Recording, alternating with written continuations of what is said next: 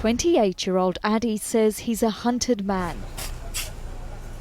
He left his impoverished village in Indonesia 4 years ago to work in Malaysia's booming construction industry, paying someone he thought was an agent almost $2,000 to secure an employment visa. The agent came and showed us examples of documents, assuring us that we will be traveling to Malaysia legally with a work permit and contract. It wasn't until I arrived in Malaysia that I realized we were here illegally.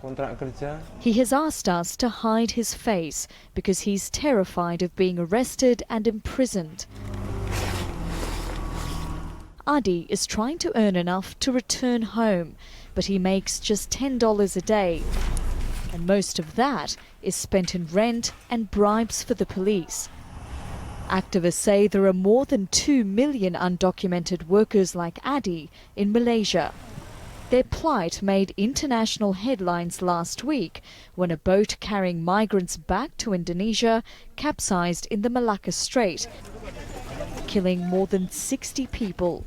Smugglers are known to use this route to transfer migrants. The few who survived were handcuffed and chained. They're human beings. They are people. They have left their families, their home, their comfort, and they have come here with dreams and hopes that they would work. Social activists say migrant workers are routinely exploited here. Like Adi, they're often tricked by agents and then underpaid and abused by employers. The irony, they say, is that Malaysia desperately needs this foreign labour. Increasingly affluent Malaysians are no longer willing to do blue-collar jobs, as in construction work. But if the country is going to continue to grow, it needs migrants to fill the gaps. Analysts say migrants are propping up many of the country's most important industries. We're talking about potential collapse in some sectors of the economy because there will simply be no workers there. Construction industry will suffer greatly, plantation industry will suffer greatly.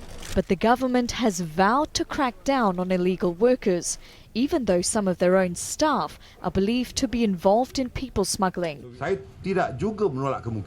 do not deny the possibility of corruption, and if it is found to be true that those inside the enforcement agencies are involved, legal action will be taken. Adi says he's not a criminal. He simply worked hard to support his family. But now he wants to go home. He says living in poverty is still better than living in fear. KARISHMA, VYAS, Al Jazeera, Kuala Lumpur.